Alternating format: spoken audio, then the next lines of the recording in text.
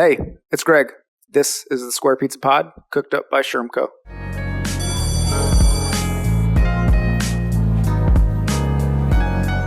Okay. Dom. Hey, what's up? What's up, man? Welcome to the Square Pizza Pod. I'm super excited to be here with you, man. Thank you for the time and looking forward to some great conversation. Yeah. No, pleasure. You're leading some good work and got introduced by some semi-good people, which we'll give a shout out to in a moment. But yeah, man, excited to have you. Absolutely, absolutely. Yeah, I just feel like things start to align. You know good people that know good people. So this feels very organic and just happy to learn about, just share my work and share what I'm doing, but also just spread the word. I feel like I'm raising awareness too with my work too as well. So let's Yeah, do it. for sure. And a few things to start off here. You are currently residing in the great state of Ohio. Is that correct? Absolutely. I'm in the Buckeye State, Maybe. Akron, Ohio, 330. Let's go. How's everything looking in Akron today? It's not as cold as it was. I mean, we went through a polar vortex a couple weeks Mhm. ago. It was like rigid, but this is like 38 degrees, still some snow and slush on the ground, but the sun's out. So people are like excited, but we're in the middle of winter. We don't know what's going to happen next week. It could be another vortex. 38 and sunny in Ohio is like 60 anywhere else in the world, and Right, so right. enjoy it, enjoy it. Um, and I shouldn't assume, but you seem like a smart man, so maybe I will assume. Does that mean you're also an Ohio State Buckeye fan? I am a diehard Buckeye fan. And I want to, Oh man, because I want to just give Ryan Day some love. He hey got man, let's do it. Let's do it. he got put through the gauntlet, Yep. and I was thinking about this too. It's like, I think, and I don't want people to get mad at me, but I think we put a lot of stock on the Michigan game, and I understand it's a rivalry, but he won a ring. He won a championship despite that loss, and his team played for him. They rallied behind him, so that's a sign of a great coach. They didn't crumble. They played their best four games since the 2014 run, and I'm just happy for Ryan Day. He got a lot of slack, and I felt like he talked about his mental health and all that being impacted, his Yep. family. So he deserves a lot of credit today. I was happy with their run. It was amazing. Yeah, agree. I think also growing up in Ohio, didn't really have a choice but to like Ohio State, be a Right. fan. But years like this make it worth all the pain and sacrifice. Yeah, yeah. Yeah, from like a business perspective, a leadership perspective, a former like athlete perspective, really cool to see how the team and the organization and really the city rallied behind them when they could have just packed it up after the last game in November and kept it moving. Do you think it's one of the best teams ever? I mean, two biased people here talking. I think it's got to be up there. At least the last four games, right? We could argue like Right, right. Good point. Good point. Burrow and LSU being undefeated that year, or whatever that was, and like how they dominated people. But it's definitely got to be like number one most difficult opponents beaten in Absolutely. a four-game stretch, and not even just beaten, but like Beat bad. beat like beat.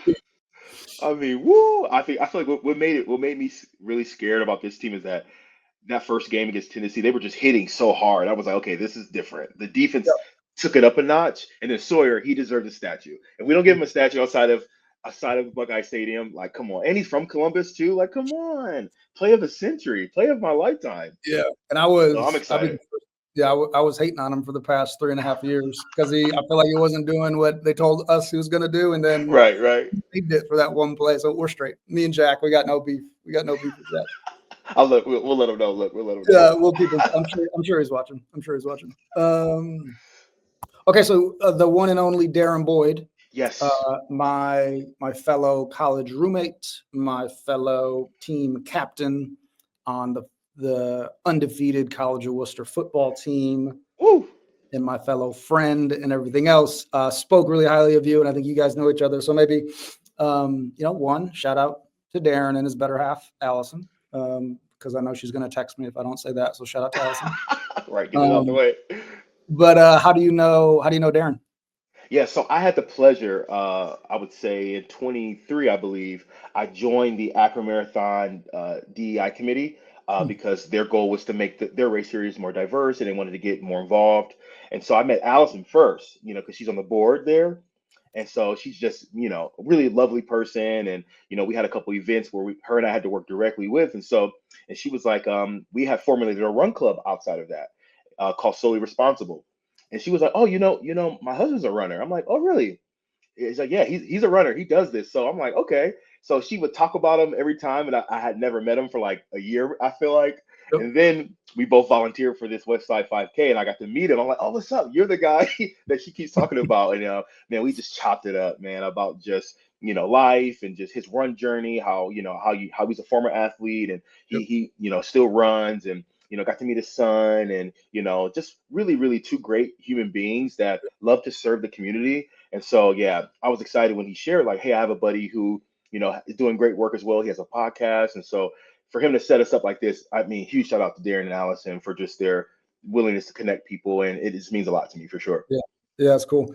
The joke between me and Darren and everybody else is like, in college, he was a little bigger, played D tackle. Oh, really? Yeah, I mean, I was a linebacker. And so I had to, like, when he was always, lined up in the wrong position, I had to fix him and everything else. But it was like hard to get him sometimes to like run across the field to make a play or to like tackle the ball carrier. And I was asked is running 100-mile races and everything Yeah. else. And I was Yeah. like the dichotomy of like you having to run, 50 yards across the field now you're like you're doing this at 4 a.m. in the morning. I had to beg you to run across the field. To What switch? Like what happened? Yeah. All Yeah, my motivational talking didn't sink in until like after football. those long distances, like I did an 8K last year. That was plenty, but they've done like 50, 100. I'm like, how do y'all do that? Like, I think my goal will be a half this year, but I'm a runner, but it's a tough gig. But they're into it. They're really into it, which is great. And in all seriousness, it's been selfishly awesome to see how dedicated he's been to his running, but also just Allison and his family and little P. And so, yeah, Darren and Allison are near and dear to us. So shout out to them. And there's also, last thing I'd say too here in Charlotte is there's a group called Mad Miles Run Club, which is an all black run club that they started. Now it's like blown up.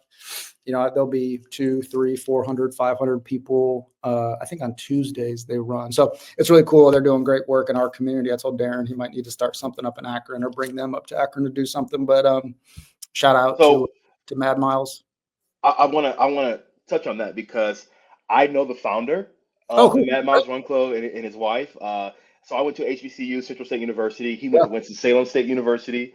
So he and I graduated the same year, and we competed in a King's pageant.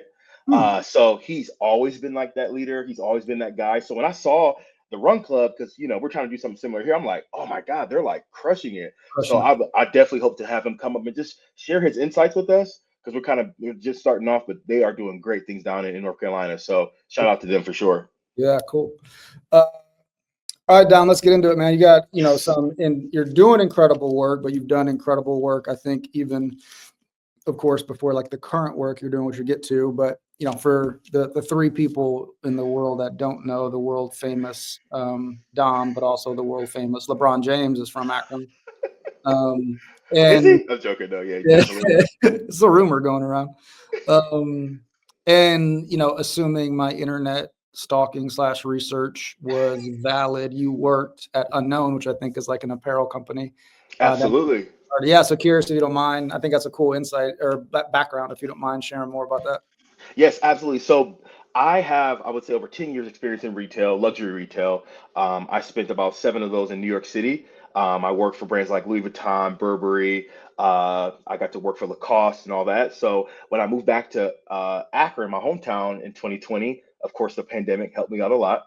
I was just trying to find my lane. I knew I came back here to serve the community, but with COVID, nothing was really kind of happening. So in 2023, I'm sorry, 22, I was made aware that they're opening a brand new retail store downtown called Unknown. So I was familiar with this because I knew they opened a store similar in Miami back in 2011 when LeBron went to the Heat. So it was like a kind of like a luxury streetwear Nike kind of fusion store that was all built on like experiences. So I'm like, oh, that's coming to Akron. Like, I need to jump on this opportunity because retail is my thing. I can do it. Yeah. So was able to partner with LeBron and as well as Jaron and a guy named Frankie, who were his partners, and they opened up the store downtown. And it was just, man, it was an incredible experience. We had, not only do we have a Nike account, which is like, if you have a tier 0 Nike account, you're like doing pretty good. So we got things like the Travis Scotts, we got the Tiffany's, we would have like really exclusive LeBron releases. But the coolest thing about Unknown is that we were like a community-based store. So we would host like local pop-ups with local designers. We host like yoga inside the store. And then in 2023, we hosted something called a Courtyard Classic, where we had a 3-on-3 tournament on Main Street in Akron downtown. And it was like 5,000 people came out. So that really just showed me that sneaker culture is a real thing in the Midwest, and you can build community around that. So it was just a great platform for me to kind of show what I can do and kind of spark the Sneaker Academy vision as well. Anything you learned from Mr. James or just like leading that store through that experience? It sounds like a pretty dynamic experience. I just learned like he loves Akron. You know what I mean? Like no matter where he's been and what he's accomplished in his career, I consider him the greatest athlete ever.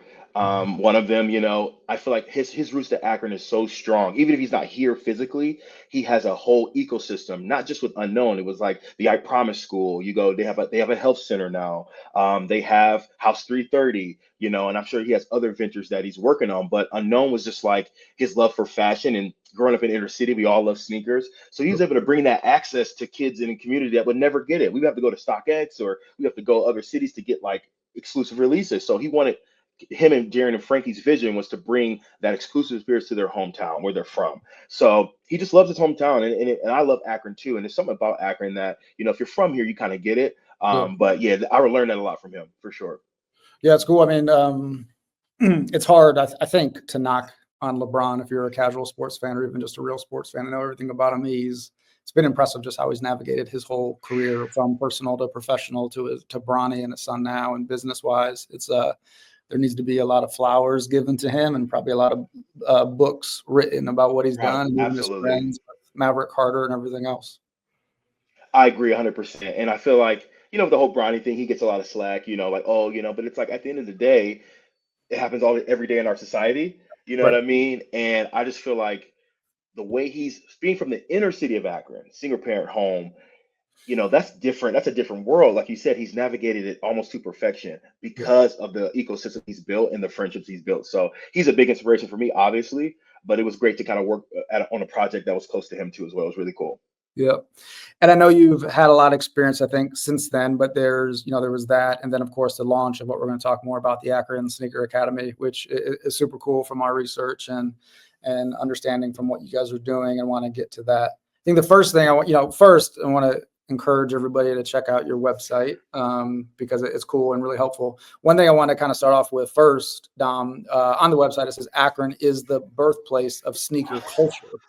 And as somebody from Toledo, sneaker culture did not start in Toledo, but, maybe the lay person might think, LA, New York, Miami, somewhere a little different. So I guess my first question is that a true statement or is that an aspirational statement based upon the work that you're doing? That is a true statement. That is a true statement. So let's hear it. Yeah, educate us. Just give me a couple seconds because Akron, we all know Akron is the birthplace of rubber manufacturing. We were once the global rubber capital of the world with companies like Goodyear, Firestone, and things of that nature. So through those industries, they had like recreational teams for their workers. So they would play basketball recreationally to kind of keep the community engaged and things of that nature. This is before the NBA. This is like in the late 1920s, 1930s. Wow. A guy named Chuck Taylor played for a recreational team called the Firestone Non-Skids. Yep. And so he already worked for Converse as a salesperson. Converse wasn't as big as it was, but he would go around to these rec leagues and he would sell the shoe because basketball shoes were made for basketball, sneakers were. So he would try to sell them and things like that. But there was a championship game that existed, and Chuck Taylor hit the game-winning shot. And they took that news clipping of him hitting the shot to Converse. And so Converse started to market Chuck Taylor, which became the Chuck Taylor All-Star, which sold over 500 million pairs in the US. So don't tell me that Akron It's not the sneaker capital. Like, come on, like that is pure history. That shoe is still popular today, and he Yeah. played here in Akron. I love that. Is he from Ohio, Chuck Taylor, or No, he just happened he's. to I play think he's there? from Indiana. I think he's from Indiana. Indiana. Okay. Yeah, he's from Indiana. But most of his playing, and he played all over too. But his claim to fame happened after that moment where he played here. Man, I mean, I'm obviously not. I didn't get my Give us undergraduate credit. Give us degree, credit. no, Come in on. fashion or sneaker, but like even as a sports fan and growing up in Ohio, I've never heard that. So I'm curious, like, do a lot of people in Akron know that? Do people in Ohio know that? Or do you find yourself having to, yeah, because I feel like that's not common knowledge or something people like talk a lot about. And that's what I love about it because Yeah. it is incorporated in my work now, but it's like I tell people that story and they're like, what?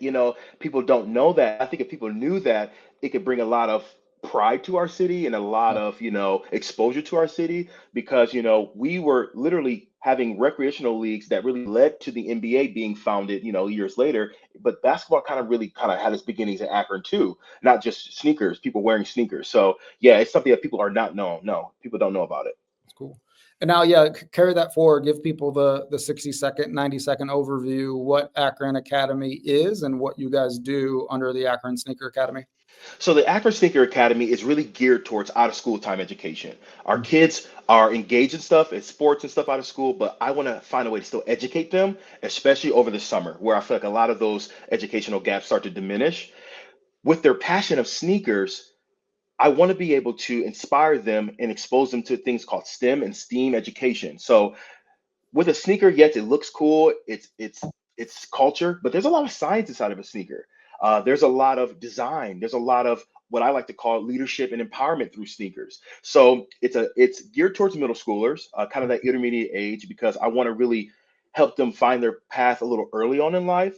And then the bigger vision is Akron is now what we call the polymer city.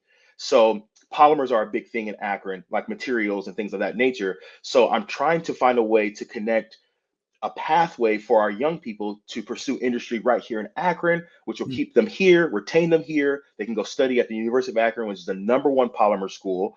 But our kids just don't know what it is. And I think because we're leading so scientific, but if I say, hey, you know what a sneaker is, now I can build on their knowledge. So it is a great, high quality after school program. We have a huge sneaker camp coming up this summer. We did one last year with Akron Public Schools and we pull kids from all over the district, and it's a way to really get them excited about science, engineering, and design to create pathways for them so they can really have access to industries here in our community. Yeah, give people a sense of like what engaging with the academy looks like. I know you said after school, and so is it like, do people come to you? Do you go to the schools and lead programming? How does some of the logistics work of that program? Absolutely. So, summertime, I'm hosting my own camp. So, it's a partnership with Akron Public Schools. And this summer, we're going to be on UA's campus, which I'm really, really excited about. So, we're going to have middle schoolers on a college campus this summer. But after school, I'm engaging with organizations like the Boys and Girls Club.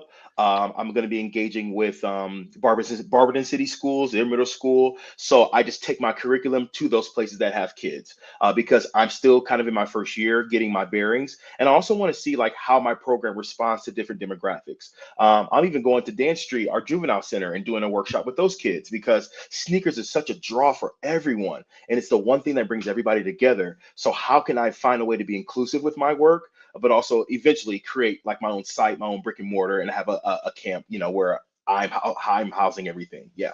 Cool. And give people a sense, like, what does the curriculum look like? Are you teaching kids how to sell the shoes, how to draw the shoes, how to build it? Give me a sense, but also everybody listen a sense of like what the day to day looks like. So it breaks down, I would say, into 4 different areas. Like we have the sneaker summer camp, we have the after school enrichment, we have something called a lace up learning workshop where we bring students from all over the area to kind of learn in one setting. We're doing one in March with 150 high school students, and then we take them out into the industries, to see the work. So last summer we took them to the polymer school. We took them to the LeBron House 330 museum that he has there, and I made them count all the shoes. It was like over 500 shoes. Yeah. We had a partnership with Goodyear that we're working on to kind of take them there to see that site. But a typical day, what we did last year, we were down in an area called Summit Lake that has a lake around. So for one day, it was all about durability and of sneakers. So we started dip shoes in the water, and we showed them like, okay, with this shoe, which one is more durable? It holds this water, and this one has like a more of a mesh, so the water comes out. Why is that? Why do you think that is? Okay, so is this one more comfortable, or do you think this is more? So what materials make the? So it's like. And the kids are like, oh, that was the most exciting part of the camp because they don't think about sneakers in that way. So it's kind of like reimagining science for them. And then one episode, they just cut up a pair of sneakers with a pair of scissors and kind of just studied all the materials that they saw inside of it. So just really exposing them to something really different through what they love. And the goal of the academy, obviously exposure and kind of cultivating that passion, I think, for whether it's STEM or fashion or apparel or something else, is obviously incredible. And if there are others, talk about what other goals there might be once the middle schoolers kind of go through the program, graduate, now they're into high school. Kind of what are you hoping for them as they graduate, become alums, and then continue to grow through high school and become adults and more developed humans? So I feel okay. This is kind of big vision. I'm gonna give you Yeah. kind of my secret sauce right now. We have Kent State right down the corner from Akron, and it's a top 5 fashion school, but they don't have a footwear design program. They don't have one at the time. So I think Akron could potentially be a player in the sneaker market because I think the sneaker market is actually seeking innovation right now. Nike's kind of, I'm not saying it's fallen off, but it's a little bit diminished. Yep. People are kind of seeking newness. And then also, I feel like with the Sneaker Academy, I want to host a national camp. I want kids from all over the country to come to Akron to study polymers. That's our industry. So why not bring people and talent from all over the country to study here to learn about polymers in our industry in a fun and culturally relevant way? So I think a big goal is a national camp and then also creating new industries in Akron through this initiative. Because when they become 19, 20 years old, that's 5, 6, 7 years from now. Okay, now Akron might look a little different. And then you can certainly connect the cultivation of that interest through the importance of enrichment and after school programs through high school graduation, then like workforce development and jobs and money and careers and paying taxes and everything else.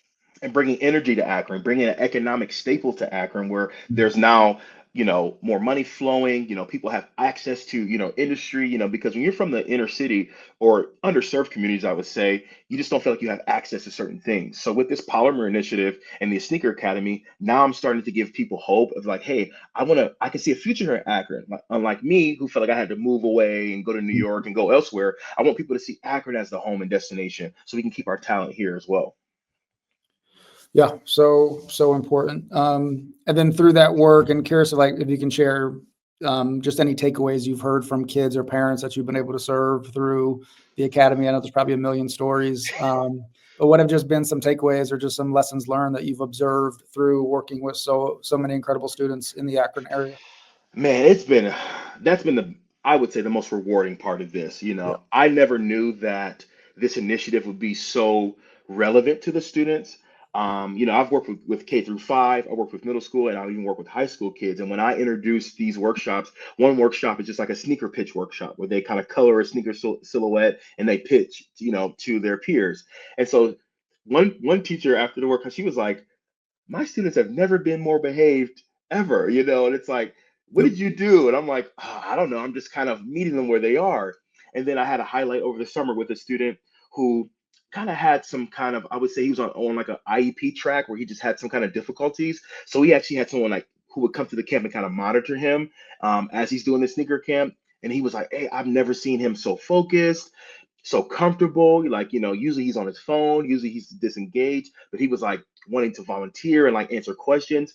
And I think when you reach the students where they are, when you meet them on their level, now they feel safe, now they feel that they can express themselves. So like you said, it's been so many examples, but I see that every student is just captivated by the content. They're Yep. engaged with it. So it's like, I want to build and like, okay, I'm actually teaching you something, but I know you're having fun, but I'm actually kind of teach you something in the meantime. Yeah, I love that. And it's great to be able to meet students where they are and Yeah. whether they know it or not, but still tying in like curriculum or academic outcomes they're supposed to know, but do in a way that makes it real and not just kind of out of a book that seems so esoteric and not applicable to their lives. I agree, and I feel like that's why I love the out of school time space, because I can create the learning experience, and then nothing against schools, nothing against, they have their own metrics and their own infrastructure that they need to do, but like in the out of school time, the kids could be more fluid. Like for example, this summer we've noticed that the kids were just kind of sluggish in the morning, like they were just kind of tired, and so one of my teachers was like, let them just go outside for a little bit, just kind of play for a little bit before we start working. And so again, like in school, you can't do that. It's like, no, you got to come sit down. But in the summer, we are okay, go play for about 30 minutes and then come back. And now we're ready to learn. They felt better. They were more excited. So stuff like that. Yeah, and having that flexibility and autonomy to do that is so important. Not the exact same when I was teaching back in the day. I was a high school science teacher, and for the first 2 weeks, all I did was experiments for Uh, the first 10 days. And we didn't really talk about, like, we didn't open the book. We were just like leading experiments and doing stuff. And I don't know if it was all related to the content, but it was at least fun and the kids were interested. But once they uh, like understood what science could be, and like this was going to be a different class and we're going to approach it in a different way, you kind of had them hooked and invested. And then you had their kind of their culture, their buy-in to maybe go through hmm. some of the boring objectives in order to pass the state test and everything else. Yeah, I need to get with you because you are a teacher of America. I mean, come on, that's pretty high level stuff. So, I mean, yeah, we got other stuff to probably talk about Yeah, too. no, it's good. Well, and what I was going to say too, like, you're focused on Akron, which you should. If for some reason you don't make progress with the University of Akron or Kent State, there's a pretty good school in Worcester called the College of Worcester, and I think they probably need a Ah, School Sneaker Academy too, and or wow. maybe a major in fashion or something else. But lastly, you got a little bit of a basketball team in Cleveland that's been playing pretty good the past few years. Ah. This seems like maybe something that they should invest in and or support in terms of, somebody pretty local doing incredible work that you're doing. I love that. And I actually met someone from the Guardians who's over their foundation, and I was at a workshop last week talking to him about it. And I'm like, hey, do you guys have like any kind of network with the other teams? He said, yeah, we do. I said, oh, okay, okay. So There you go. It's called Cleveland Inspire. Mhm. So I think even the players themselves might want to help, not fun, but like just be a part of this mission because it's relevant to their work as well, especially with the sneaker culture that exists in basketball. So let's get in the business side, if you don't mind, for just Yeah, a little bit yeah. with whatever you're comfortable sharing. Like Shermco day to day, we work with a number of for-profit, but also innovative nonprofits across the country. So we're familiar with the nonprofit business model. A lot of nonprofit leaders listen to and check out the podcast. But in terms of like your business model and whatever you're comfortable sharing, like, are you charging schools? Are you charging parents? Are you raising grants? Are you doing all the above? Like, how does just the operations of the nonprofit on the business side work for you guys? So the great thing about that is that I thankfully have been officially awarded a 501(c)(3) status as of last year. So that was a doozy getting that process going. So I believe that, I've cultivated a great relationship with Akron Public Schools and an organization called Youth Success Summit. So that's where the bulk of my programming is at summertime. Our camp is 3 weeks, it's in July. So I have the partnership through them. They charge the kids, I believe, like $50, but it's pretty much taken care of through grants and money that they get from the school. For my organization outside of that, I'm really, starting to understand the landscape, of the nonprofit world. But this polymer cluster is a big opportunity because if you're not aware, they got over $100 million from the Mhm. federal government to do things like create a diverse workforce, to Mhm. engage the community in polymer. So we're working on formulating a strategy to approach the polymer cluster to hopefully get support over a 3 to 5 year period. So that's kind of like where I believe the bulk of my energies are. But there's also local grants like certain foundations that have supported me either discretionary or there's been individual donors. But I'm in that initial stage of just trying to find out where the lay of the land is, just being transparent. Yeah. But I believe once I get my bearings and get my vision as far as like approaching grants, I'm sure people when they hear about the work will be excited to support it. Yeah, you have an incredible story, and it's really powerful. And so many, different nonprofit leaders just aren't sure how to go about the business model. So it sounds like you're pretty well advanced, knowing it could be just individual donors, just foundations. You can charge for services that some people Yeah. don't know about, and can be like a little bit of everything. But if there's no margin, there's no mission. If there's no cash in the account, it's hard to pay smart people like you Yeah. and team members and everything else. And so very much so a nonprofit is 100% a business. I think that's something that we need to, I mean, talk about more. People think it's like, oh, no, like, and I come from that business world, working for these large brands and stuff. So I have that mindset. But you're right, it is definitely a business. And it's more, I think it's like it's more tedious too, as well, as far as like Sure. being transparent, accountable and all that stuff. Oh, yeah. It's like you got to be right. Yeah. Yeah. There's, So I love it. yeah, for better or worse, probably worse in all honesty. But yeah, like you're right. In a for-profit sense, if you get a contract or money, you do what you want with it under the for-profit business, and you keep it moving, whether it's just market-based or trust-based. As you know, in the nonprofit space, you get a $5,000 grant, and you got to You write better a go towards something.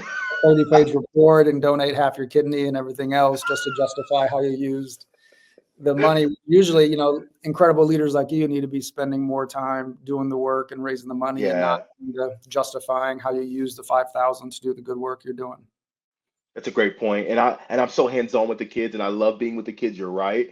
But I have a board of directors at the moment. We're looking to expand our board and I'll get some committees together because I want to have my first fundraiser this year. I mean, even if it's just like an initial one to raise some funds. But I think next year I'll really start to have a more aggressive approach when it comes to grants and stuff like that. I'm still kind of building. I'm still building. But it's okay. I'm starting grassroots and I'm on fire about it. So it's good. It's no problem.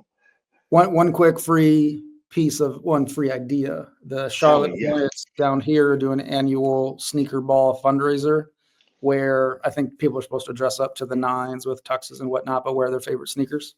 And then they do some Ooh. on that. So I don't think they've trademarked it. So you're probably free to do it. And then if MJ or so, well, he sold it. So if the Hornets try to sue you, just tell them you heard it from me, and they can sue us. But a sneaker ball is a big draw for a fundraiser here. So maybe it could work in Akron as well. Especially like you said, partnering with a team. Like if the Cavs are in, something like that would bring a lot of credibility to that idea. I like that. Okay. I'm not gonna you're not gonna charge me for that, are you? Yeah. No, that's You gonna bill me later? Okay. we're recording. We'll talk about the payment later. Right. Um, and you've just passed the 1-year mark leading. Congrats. Yes. As a small business owner and entrepreneur, like 1 year is sometimes it seems like 10 years, probably. Sometimes it seems like 1 month. But kudos for doing it and kudos for making it. Curious, like if you can share anything over the 1 year, like surprises, bumps in the road, just through your 1 year entrepreneurship journey. What sticks out to you as you reflect on 1 year in the game? Man, so much sticks out. So much sticks out. I think I'll say a couple things that really are highlighted is that you have to really believe. You have to really believe in your mission. You have to really believe in the work that you're doing.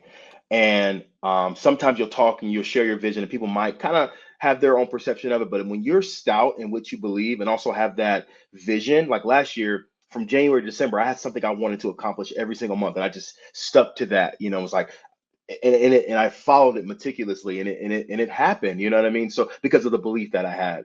And the other thing that I really, really want to share is that you have to sometimes, whether you're a business or a nonprofit, what is the need that you're trying to meet? I feel like we start stuff that is like we're passionate about personally, but either people are already doing it and there's Yep. no real need in the market. So I feel like with the Sneaker Academy, there is a true need.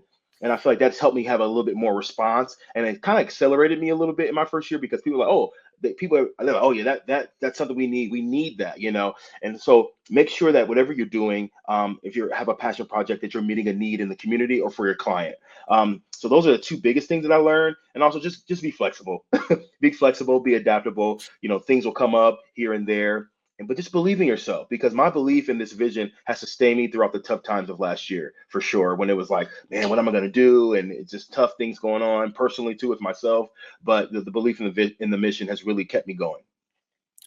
Yeah, I'm hearing almost like trust the process, right? Which happens a Yes, lot in athletics, and just like, you have a bad play, you get up and keep it moving to the next play, or you have a bad absolutely. practice, you got to show up to practice the next day too and figure it out and get better. And turns out that happens in life all the time. And so there's so much Gosh. power, I think, just in getting up and keeping it going and trying to stay positive, knowing that something better's got to come down the road at some point soon. Absolutely. And it sustained me. And like, a highlight was having the first camp last year. It was just a pilot camp, but just to pull that together, I wasn't even a 501c3. I was just doing it. You know what I mean? And we pulled it together, and the kids were so responsive to it. And I'm like, wow, imagine if I had some resources, what I could do. So, just go for it and start small. Don't be afraid to have small beginnings. Everything doesn't have to be so grandiose. Just get it off the ground, activate it. And I'm sure it's going to be, something's going to multiply from that. So just activate your dream. I would say that. Activate your dream. That's good. You might need Well, to I might put that on a that's a shirt. Yeah, that's a little merch polo right shirt. there. Yeah, Yeah, that just came out. That just came out organically too. Yeah. that's a merch. Okay. Good. And what's maybe we'll start to get into some rapid fire questions in a Okay. moment, Tom. But what's maybe either one piece of advice or one like ask you would have for the listening community to support you guys?